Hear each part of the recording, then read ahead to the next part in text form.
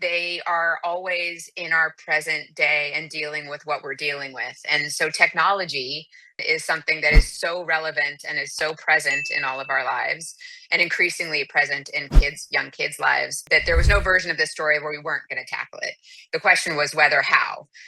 Lindsey, one of the strongest part of the movie, maybe the strongest since Toy Story 3, is how it talk screens, tablets, phones. Why did you decide to talk about this topic? I think there was no way that we were going to tell a Toy Story film and not acknowledge technology. I mean, the reality is these toys, as Andrew would say, are like little vampires, meaning they travel through time right alongside us. The trickiest part of the development of the film was probably figuring out exactly how to do that in a way that didn't feel like we had all the answers or that we were judging anybody, but rather just trying to reflect back like the nuance and the complication and the messiness of it.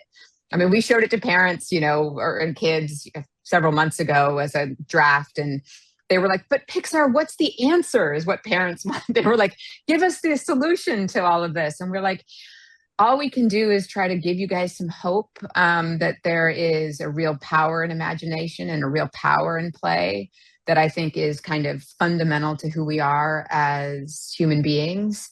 It's really important to showcase and to remind ourselves that is something that we always have access to, and we should be encouraged no matter how old you are. So I think that's where we leaned into kind of what's the hopeful kind of way through this. Usually Easter eggs are items, but I really like that in Toy Story 5, towards the end of the film, we have kind of an Easter egg that is a whole location that viewers will be very familiar with. So I just want them to keep their eyes peeled at the end of the film for places that we might have visited in previous Toy Stories.